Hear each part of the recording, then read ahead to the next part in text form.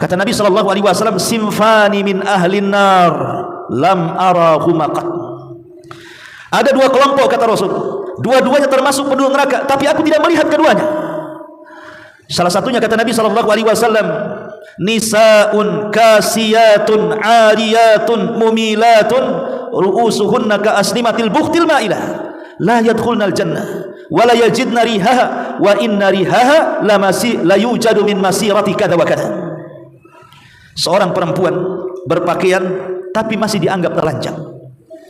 Apabila berjalan melenggok ke kanan dan ke kiri, kepala-kepala mereka bagaikan punuk unta. Mereka tidak akan masuk surga, bahkan mencium bau surga pun tidak, padahal bau surga itu bisa tercium sejarak sekian dan sekian, kata Nabi.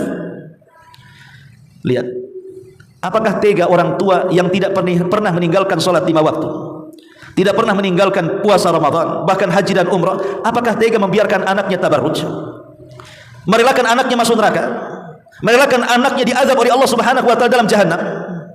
Di dunia saja, ikhwan, kalau kita cinta dengan anak kita, tiba-tiba anak kita berkasus, kemudian masuk penjara. Banyak orang tua yang menjual kebunnya, menjual rumahnya, hutang ke sana kemari, harus menyewa pengacara. Yang penting anaknya keluar dari penjara. Itu penjara dunia loh ya. Ini jelas-jelas anaknya terancam dengan penjara akhirat. Dengan tabarrujnya, yang Allah katakan wala tabarrujna tabarrujal jahiliyatil ula, dengan tabarruj jahiliyahnya, membuka auratnya, memfitnah laki-laki lain. Jelas nih anak perempuan kita ini terancam penjara neraka. Tapi banyak orang tua yang tidak berusaha untuk melindungi anaknya, seolah-olah ya sudah, kalau masuk neraka, nak silakan masuk neraka, seolah-olah seperti itu. Tapi kalau penjara dunia, habis-habisan dia supaya keluar anaknya. Akalnya di mana? Padahal penjara neraka itu jauh lebih dahsyat siksaannya dibandingkan penjara dunia. Ini laki-laki kalau bukan dayus apa namanya? Makanya Nabi SAW mengatakan la yadkhulunal jannata dayus, tidak akan masuk surga seorang dayus, kepala rumah tangga yang membiarkan keburukannya terjadi dalam keluarganya. Maka kalau kita diberikan anugerah oleh Allah Subhanahu wa taala istri yang salihah dan anak-anak yang saleh dan saleh, jaga mereka. Mereka itu aset kita. Allah Subhanahu wa taala mengatakan, "Walladzina amanu wattaba'athum dzurriyyatuhum biimanin alhaqna bihim dzurriyyatuhum." Orang-orang yang beriman yang menularkan keimanannya kepada keluarga besarnya, maka saat dibangkitkan mereka akan berkumpul dengan keluarga besarnya. Jadi saat dibangkitkan pada hari kiamat, manusia itu laksana laron dan belalang, pergi ke sana kemari, menjauh, tidak mau mendekati orang-orang yang pernah dekat di dunia. Saudara tidak mau dekat dengan saudaranya, anak tidak mau dekat dengan orang tuanya, orang tua tidak mau dekat dengan anaknya, dan begitu seterusnya. Kenapa? Yauma yafirrul mar'u min akhi wa ummihi wa abi wa sahibatihi wa bani likulli imri'in minhum yauma idzin sha'nun yughni.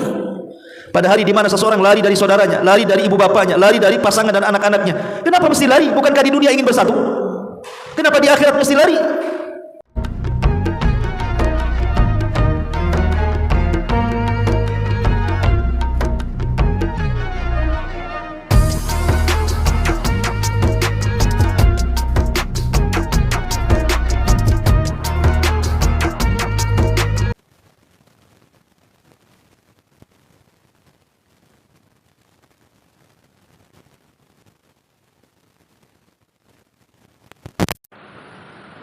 Siapa 3 kelompok yang terancam tidak akan masuk surga ini? Yang pertama, al-aqu liwalidaini, anak yang durhaka kepada orang tua. Yang kedua, ad-dayuth. Dayuth adalah kepala rumah tangga yang membiarkan kemaksiatan berada dalam rumahnya. Dan yang ketiga, al-mar'atu al-mutarajjilah, wanita-wanita yang menyerupai laki-laki. Dalam riwayat yang lain yang dikeluarkan Imam Ahmad dalam musnadnya, Nabi SAW mengatakan, innallaha harramal jannata ala thalathin,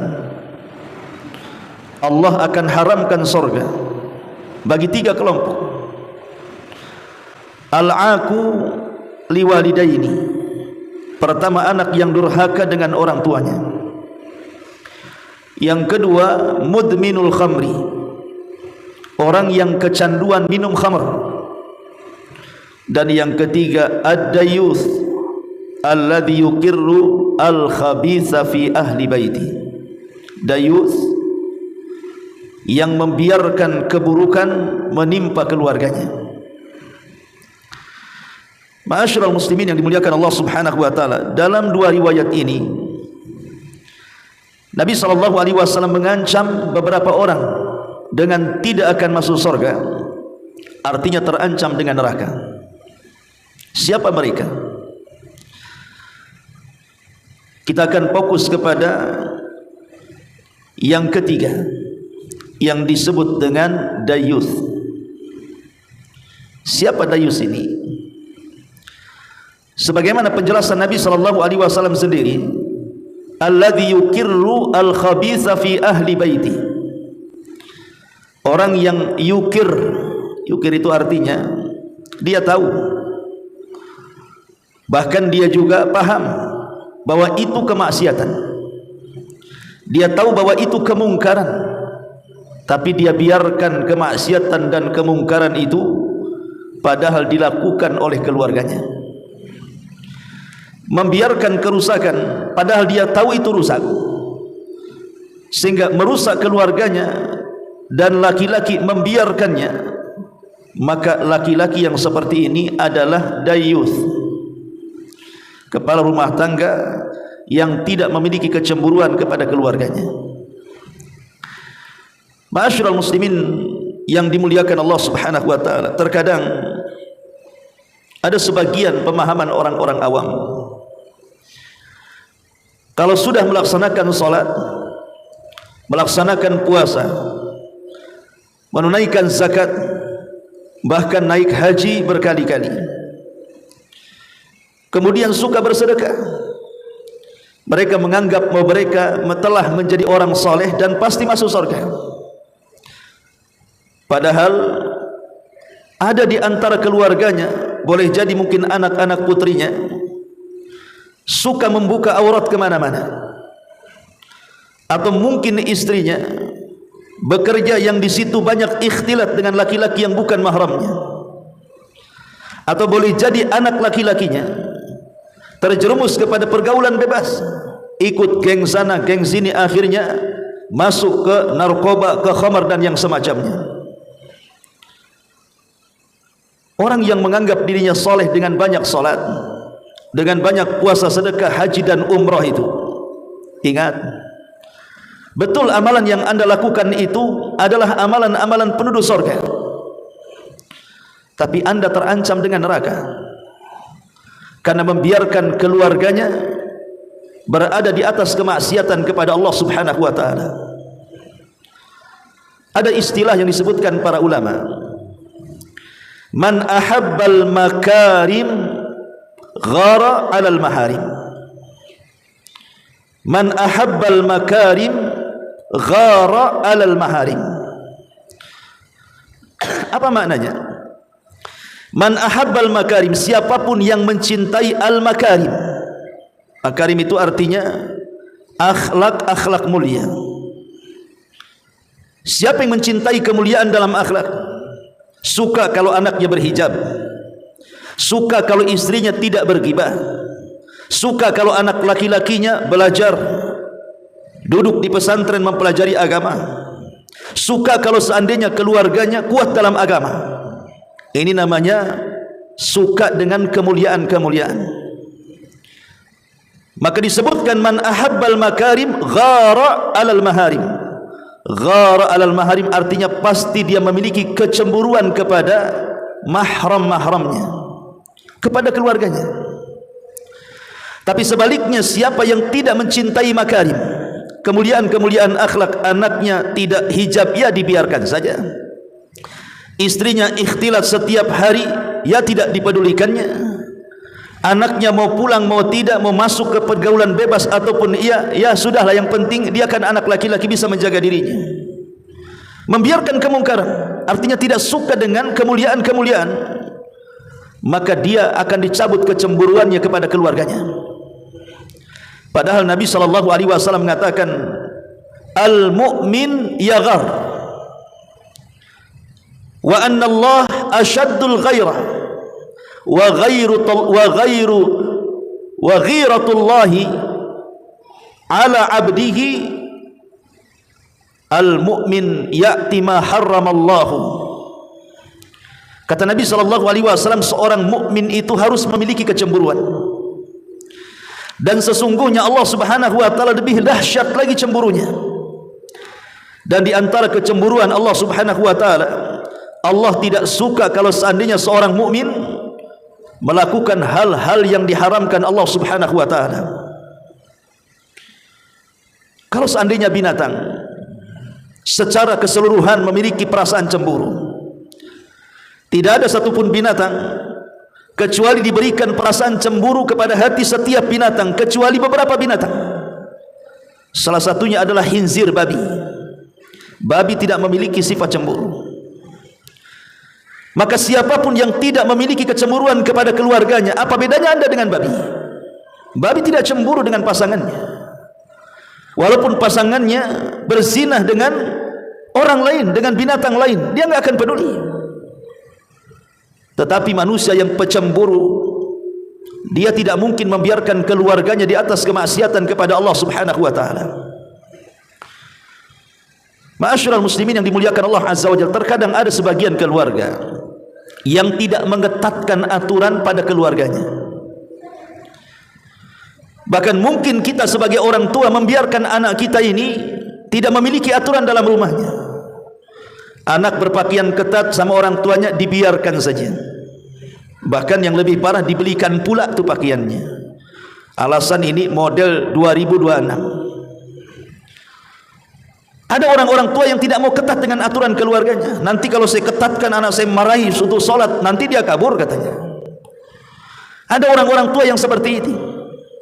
Ketika mereka melonggarkan aturan dalam rumah, kemudian anak-anak khususnya perempuan kemudian memiliki kebebasan di luar rumah, dia tidak tahu bahwa fitnah di luar rumah itu bisa menghantam putrinya kapan saja. Pernah dulu ada orang datang ke saya, orangnya besar, betato lagi. Tiba-tiba datang minta konsultasi, setelah ketemu nangis dia. Betato kok nangis, padahal badannya besar tuh. Jadi saya tanya, Pak, sebentar Pak, ada apa ini? Mudah-mudahan saya bisa memberikan solusi. Akhirnya dia cerita sambil menangis tentang anak perempuannya yang kabur dalam rumah tuh.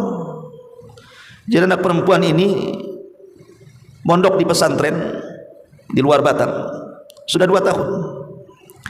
Ketika penjengukan, entah kenapa anak ini ingin pulang ke Batam.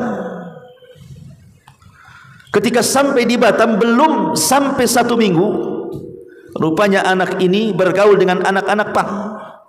Padahal anak gadis, tahulah anak pang. Akhirnya setelah orang tuanya tahu, akhirnya anaknya dikurung, dikunci di rumahnya, nggak boleh keluar. Masa anak pondok kayak gini? Rupanya anak itu berontak, kabur dari jendela. Dan ketika itu bapak ini belum ditemukan sudah beberapa hari. Setelah hampir 2 minggu, rupanya ditemukan di kos-kosan bawahnya warung Padang. Setelah anaknya dijemput, bapak ini menangis. Hijabnya sudah hilang, pakaian syar'inya sudah hilang, mulai banyak tindikan-tindikan di hidungnya, di telinganya, kemudian mulai dicap tato-tato dan lain sebagainya.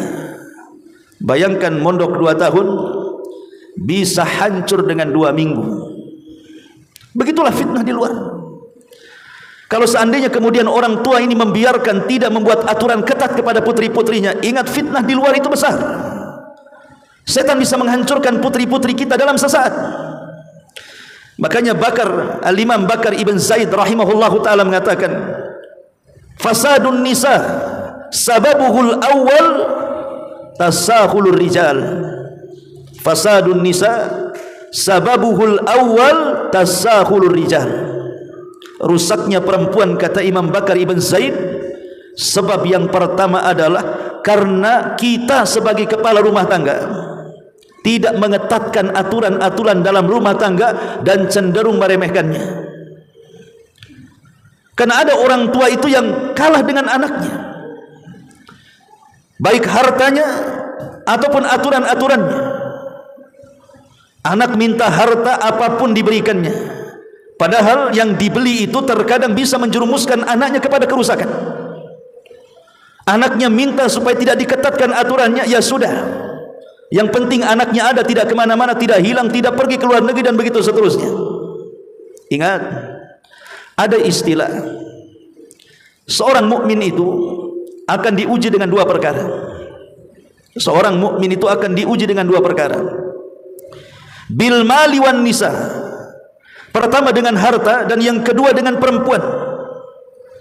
Kata ulama, faman kana qawiyan fil mali wan nisa kana minan najihin, wa man kana dhaifan fil mali wan nisa kana minal halikin.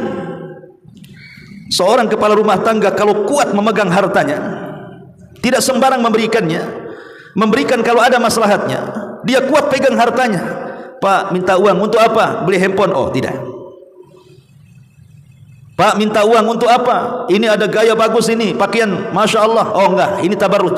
Dia kuat pegang hartanya tuh, enggak sembarang ngasih kepada anaknya. Walaupun dia cinta dengan anaknya, tapi dia kuat memegang hartanya. Yang kedua, kuat memegang anak perempuannya. Jangan keluar. Kau sudah gadis, kau sering pakai pakaian yang bagus, jangan tabarruj. Hati-hati berkawan. Dicek handphonenya, kau berkawan dengan siapa, apa percakapannya, kuat dengan perempuannya. Maka siapapun kepala rumah tangga yang kuat memegang harta dan perempuannya, dipastikan hidupnya beruntung.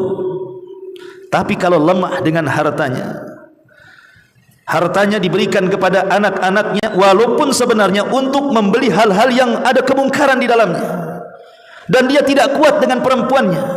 Perempuannya, anak perempuannya kesana kemari, ya dibiarkan saja. Istrinya kesana kemari berghibah dengan tetangganya, ya tidak dihiraukannya, biarkan saja. Enggak ada cemburu sama sekali. Fakana minal halikin, maka dia pasti hancur. Makanya pohon yang memiliki buah, kemudian diletakkan harimau di dekatnya, tidak ada satupun monyet yang berani mendekatinya. Kalau ada pohon penuh dengan buah, antum ambil harimau untuk menjaga pohon itu, kira-kira ada monyet berani mendekati? Enggak berani. Kalau kita pasang badan dengan anak kita, kita larang kepada anak kita jangan sampai memasukkan orang-orang yang bukan mahram ke dalam rumahnya. Jangan sampai kemudian engkau bergaul dengan sembarang manusia. Kita garang karena itu demi kemaslahatan. Enggak ada orang yang berani mendekati anak kita. Saya masih ingat dulu, kalau habis liburan di pesantren, terkadang saya liburan ke Banyuwangi. Kebetulan ada saudara di Banyuwangi, karena hidupnya di desa, daerah Rogo Jampi. Masuklah ke daerah Balak, nggak tahu nama desanya, masuknya lagi. Jadi terkadang sebulan 2 bulan hidup di daerah Rogo Jampi Banyuwangi itu. Saya lihat kehidupan mereka itu, kalau ada anak gadis, kemudian ada laki-laki yang datang untuk menghibur anaknya atau duduk-duduk bersama anaknya di malam minggu, itu orang tuanya senang, bahkan sengaja orang tuanya pergi. Artinya anaknya itu berarti laku. Tapi kalau seandainya malam minggu anaknya sendirian jemplang-jempling, nggak ada laki-laki yang datang ke rumahnya, sedih orang tuanya. Kenapa anaknya nggak laku? Saya masih ingat itu. Saya masih dulu tahun-tahun berapa baru masih mondok, masih ganteng, masih muda. Sekarang ganteng cuma tua. Tapi maksudnya di sini, kalau ini kemudian terjadi, tapi kan di zaman itu kan walaupun demikian kan adab malu, adab orang tua itu masih ada. Karena pergaulan bebas di zaman itu tidak seganas pergaulan bebas di zaman sekarang. Coba kalau sekarang terjadi seperti ini, orang tua membiarkannya, anak orang hamil semua. Ma'asyiral muslimin yang dimuliakan Allah Subhanahu wa taala, kalau orang tidak punya kecemburuan, itu kan merusak anaknya tuh. Makanya lihat hari ini terkadang ada orang belum menikah sudah hamil. Alasannya kalau nggak dihamili nanti orang tuanya nggak setuju katanya. Ini kan konyol, ikhwan. Lah sebagai orang tua yang memiliki kecemburuan kepada keluarganya, maka berilah perhatian kepada mereka.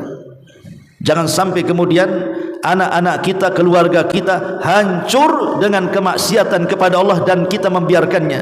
Ketika kita membiarkan, disitulah kita dianggap dayuth. Dan ingat, anak-anak yang kita biarkan bermaksiat kepada Allah, istri-istri kita yang kita biarkan melakukan kemungkaran kepada Allah, mereka tidak akan masuk ke dalam neraka sampai meminta kepada Allah, ya Rabb, masukkan ayahku ke neraka dengan sebab ialah kami rusak. Ya Rabb, masukkan ayah kami ke neraka dahulu karena sebab dia kami rusak. Lalu apa manfaat orang tua yang nampak soleh, solatnya iya, puasanya hajinya bolak-balik, kemudian juga sedekah dan baca Qur'annya oke, tapi membiarkan anaknya tabarruj, membiarkan istrinya bergibah dengan tetangganya, membiarkan anaknya jatuh kepada pergaulan bebas dan yang semacamnya. Lalu untuk apa ibadah-ibadahnya itu? Maka di satu sisi kita perbaiki diri kita dengan ibadah, tapi di sisi lain perbaiki juga keluarga, jangan sampai mereka masuk ke dalam neraka. Makanya Allah Subhanahu wa taala mengatakan, ya ayyuhalladzina amanu qu anfusakum wa ahlikum nara. Wahai orang-orang yang beriman, jagalah diri kalian dan juga jaga keluarga kalian. Selain menjaga diri, jaga keluarga. Karena seorang kepala rumah tangga yang tidak menjaga keluarganya dari kemaksiatan kepada Allah, maka dia termasuk kepala rumah tangga yang berkhianat. Nabi SAW bersabda, ma min abdin yastar'ihi Allahur ra'iyya yamutu yawma yamutu wa huwa ghashun an ra'iyatihi illa kana min ashabin nar. Seorang laki-laki, kata Rasul, yang diberikan titipan amanah untuk memimpin orang-orang yang di bawahnya, seperti kepala rumah tangga memimpin keluarganya. Kemudian dia meninggal. Saat dia meninggal, dia berkhianat kepada keluarganya, tidak mendidiknya, tidak mengarahkan ke agama, membiarkan kemaksiatan kepada Allah, dia biarkan berkhianat seperti itu. Maka Nabi SAW mengatakan, laki-laki itu termasuk penduduk neraka. Laki-laki itu termasuk penduduk neraka. Masyarul muslimin yang dimuliakan Allah Subhanahu wa taala, pertanyaannya, contoh-contoh laki-laki dayus itu seperti apa? Pertama, membiarkan keluarganya safar tanpa mahram. Membiarkan keluarganya safar tanpa mahram. Dibiarkan anak perempuannya karena kuliah di Jakarta, di Jogja, atau mungkin jauh dari sini, pergi sendirian, hanya diantar sampai bandara saja. Sudah masuk pesawat, udah. Atau mungkin istrinya pergi tanpa mahram, dibiarkan saja sama suaminya. Ingat, Nabi yang mengatakan, la tusafiril mar'atu illa ma'a dhi mahramin. Tidak boleh seorang wanita safar kecuali ada mahram. Artinya safar yang merupakan jarak safar. Kalau safarnya tidak dianggap jarak safar, ya mungkin dibolehkan, walaupun tetap dengan mahramnya lebih baik. Contohnya safar di Batam, istri antum dari Sekupang ke Batu Aji, istri antum dari Sekupang ke Batam Center, istri antum dari Sekupang ke Nagoya, sendirian, ya tidak masalah. Kenapa? Karena bukan jarak safar, sendirian pakai motor gitu kan. Tapi kalau sudah jarak safar, Tanjung Pinang, Tanjung Uban, Natuna, ke sana ya, walaupun masih Kepri, itu kan sudah jarak safar. Kalau sudah jarak safar, maka berikan mahram dalam perjalanannya. Kalau seorang suami merelakan mereka pergi tanpa mahram, tanpa ada hajat dan kebutuhan, maka kita ini tidak memiliki kecemburuan kepada istri kita atau kepada anak-anak kita, membiarkan mereka diganggu manusia lainnya. Dayuth. Ini yang pertama. Yang kedua, terkadang membiarkan istri-istri kita, anak-anak gadis kita ini berobat. Tahu dokternya laki-laki, bukan perempuan. Makanya sebisa mungkin antum kalau ingin mengobati istri dan anak-anak perempuan, pastikan dulu cari dokter-dokter yang perempuan, biar tidak fitnah. Oh, di sana ada tuh dokter perempuan, pergi ke sana. Tapi untuk istri antum, Bukan antum yang sakit cari dokter perempuan, lain itu ceritanya. Ya. Artinya bahwa untuk istri kita dan anak-anak perempuan kita, kecuali kalau tidak ada lagi dokter kecuali laki-laki, maka kita harus menemani dia. Temani. Kenapa? Bukan kita suudzon kepada dokter. Bukan kita suudzon kepada dokter. Terkadang dokter itu juga memiliki etika. Pasti dia akan sopan dengan pasiennya, tidak mungkin mengganggu. Akan tetapi mimba bisa didari'a, bahwa sebelum terjadi sesuatu maka kita wajib wasilah-wasilah yang mengarah ke situ kita tutup. Karena bagaimanapun mencuri harta itu tidak lebih berat dibandingkan mencuri kehormatan. Man saraqal mal, siapa yang mencuri harta, ahwan, lebih ringan mimman saraqal a'rad, daripada orang yang mencuri kehormatan. Kalau seandainya antum punya rumah, tiba-tiba kemudian datang perampok, habislah uang kita di berangkas. Dimakinya tidak perampok, kita maki, kurang ajar perampok itu. Harta yang sudah saya kumpulkan raib pula di gondol maling. Yang satu lagi, dia tidak maling, tapi goda-goda anak gadis kita, sehingga kemudian berusaha mendatangkan fitnah dengan anak-anak gadis kita. Mungkin memandangi, merayu, menyentuh dan lain sebagainya. Itu namanya mencuri kehormatan. Mencuri kehormatan itu lebih dahsyat dibandingkan mencuri harta. Boleh jadi mungkin seorang wanita masuk ke dalam ruangan dokter, tiba-tiba dokter kemudian menyuruh membuka aurat dengan alasan untuk memeriksa, atau mungkin dokter meraba-raba dengan alasan memeriksa. Itu sama dengan mencuri kehormatan.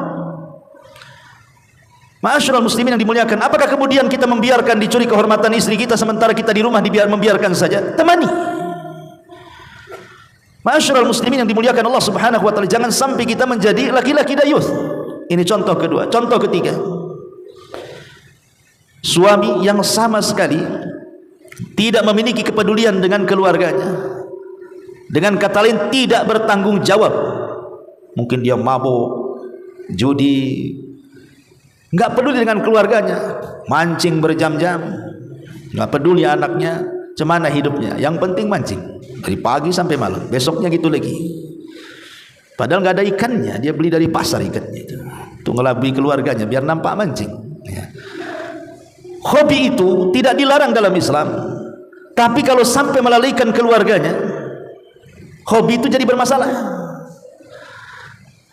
Lah hobi kalau seandainya sampai menghancurkan keluarganya, maka anda dayuth. Ma'asyiral muslimin yang dimuliakan Allah Subhanahu wa taala.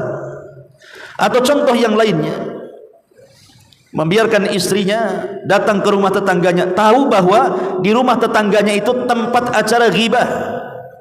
Terkadang ghibahnya bukan sejam berjam-jam. Ini kalau sudah ke rumah si Anu, pasti acaranya ngerumpi nih. Lama tuh di situ tuh. Kita tahu, bukan kita tidak tahu. Kalau kita biarkan kemudian istri kita bolak-balik ke rumah yang di situ tempat ghibah dan kita tidak melarangnya, maka anda dayus yang dilaknat oleh Allah Subhanahu wa taala. Membiarkan istrinya melakukan dosa.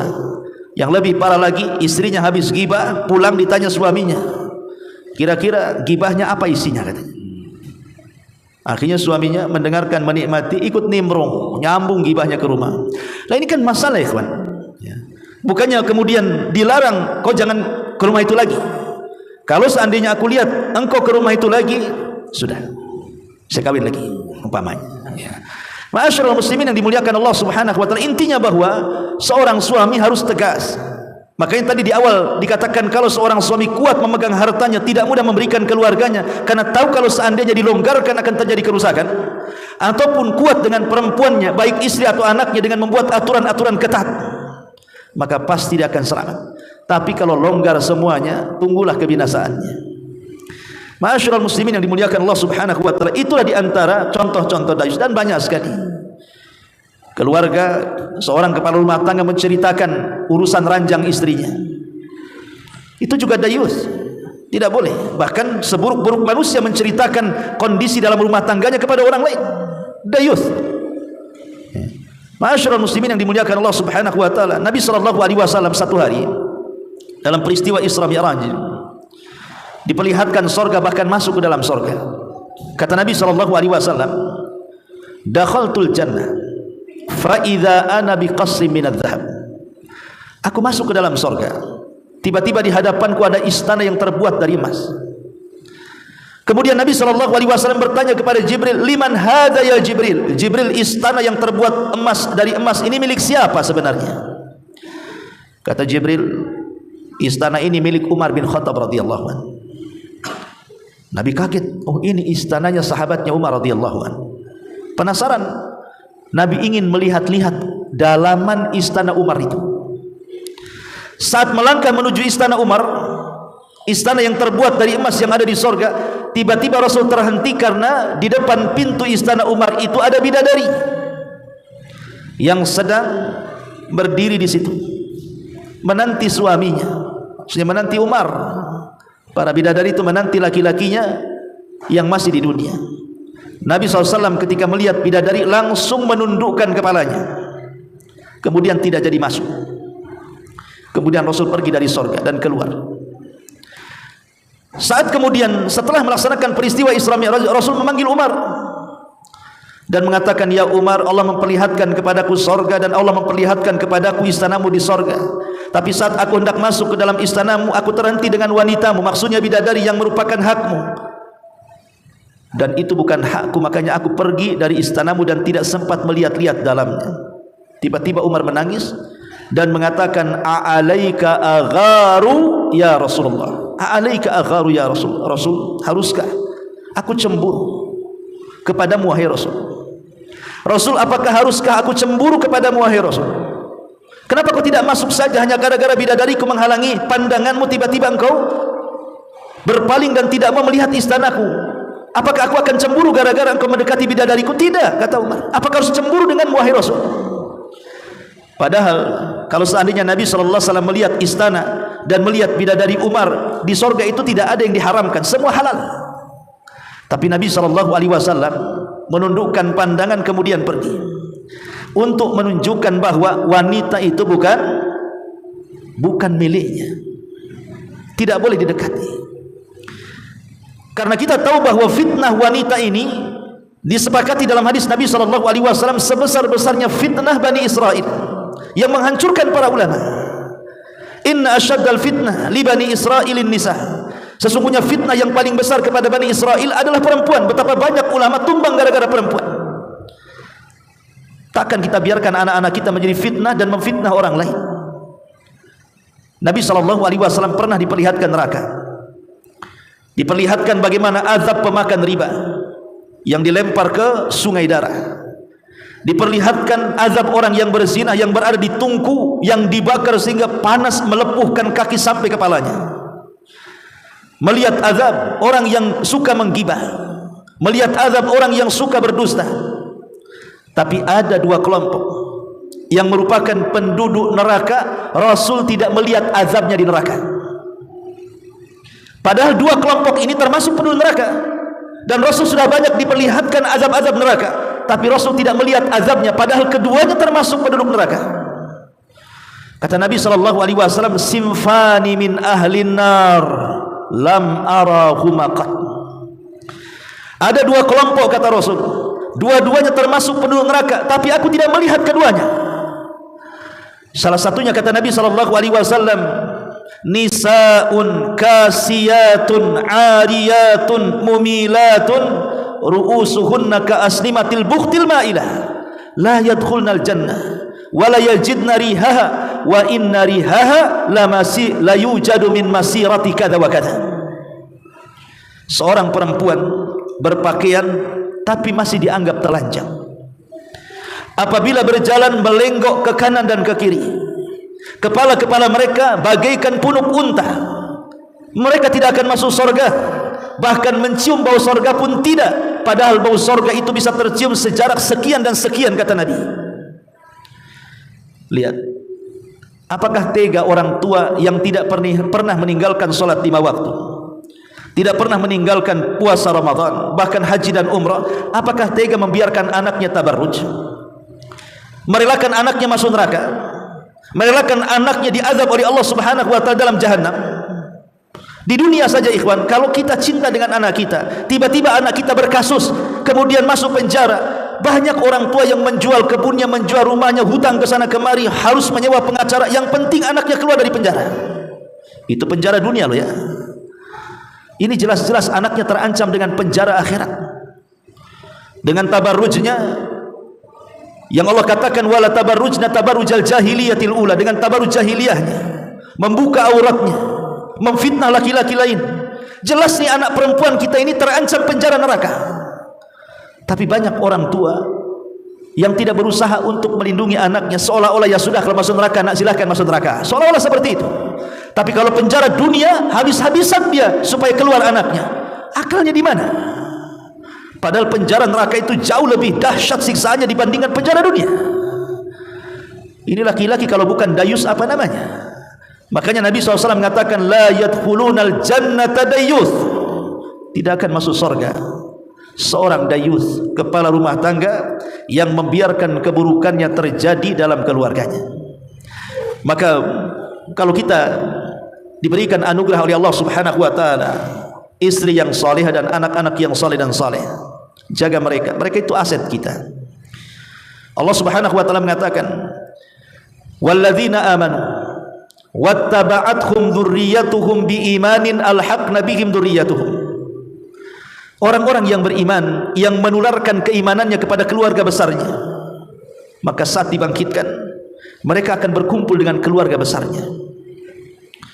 Jadi saat dibangkitkan pada hari kiamat, manusia itu laksana laron dan belalang, pergi ke sana kemari, menjauh, tidak mau mendekati orang-orang yang pernah dekat di dunia. Saudara tidak mau dekat dengan saudaranya, anak tidak mau dekat dengan orang tuanya, orang tua tidak mau dekat dengan anaknya, dan begitu seterusnya. Kenapa? Yauma yafirrul mar'u min akhi wa ummihi wa abi wa sahibatihi wa bani likulli imri'in minhum yauma idzin sha'nun yughni. Pada hari di mana seseorang lari dari saudaranya, lari dari ibu bapanya, lari dari pasangan dan anak-anaknya. Kenapa mesti lari? Bukankah di dunia ingin bersatu? Kenapa di akhirat mesti lari? Seolah-olah ada ketakutan berjumpa. Ya, karena boleh jadi saat di dunia kita tidak menyempurnakan hak kita kepada mereka. Kita lalai dengan keluarganya, sehingga saat dibangkitkan takut mereka datang kepada kita mengambil pahala kita. Ayah, dulu engkau tidak mendidik kami. Ayah, dulu engkau membiarkan kami maksiat. Mana pahalamu? Takut diambil pahalanya, makanya dia lari menjauh keluarganya. Tapi orang-orang yang beriman saat di dunia, yang menularkan keimanannya kepada keluarganya, betul-betul al-amru bil ma'ruf wan nahyu anil munkar kepada keluarganya, maka saat dibangkitkan mereka tidak akan lari satu sama lain. Yang ada saat dibangkitkan suaminya di sampingnya, istrinya di sampingnya, orang tuanya di sampingnya, anaknya di sampingnya, minimal bisa meredakan rasa takut di hadapan Allah Subhanahu wa taala. Walladzina amanu wattaba'athum dzurriyyatuhum biimanin alhaqna bihim dzurriyyatuhum. Siapapun yang beriman kemudian menyebarkan keimanan kepada keluarganya, memberikan hak kepada keluarganya, tidak membiarkan maksiat dalam keluarganya, meminta untuk melaksanakan wajib dan melaksanakan yang sunnah, meminta agar menghindar dari yang haram dan juga berusaha menjauh dari yang makruh, betul-betul tanggung jawab dia tularkan kepada keluarganya, maka di akhirat keluarganya tidak akan pergi dari kita. Dan itu sedikit banyak bisa menghilangkan rasa takut saat dibangkitkan di hadapan Allah Subhanahu wa taala. Jadilah laki-laki yang tangguh, karena Rasul mengatakan kullukum ra'in wa kullukum mas'ul an ra'iyati. Semua kalian pemimpin dan kalian akan dimintai pertanggungjawaban atas kepemimpinan kita di hadapan Allah Subhanahu wa taala. Mudah-mudahan yang sedikit bermanfaat. Subhanaka wa bihamdika asyhadu an la ilaha illa anta astaghfiruka wa atubu ilaik. Allahu ta'ala. Assalamualaikum warahmatullahi wabarakatuh.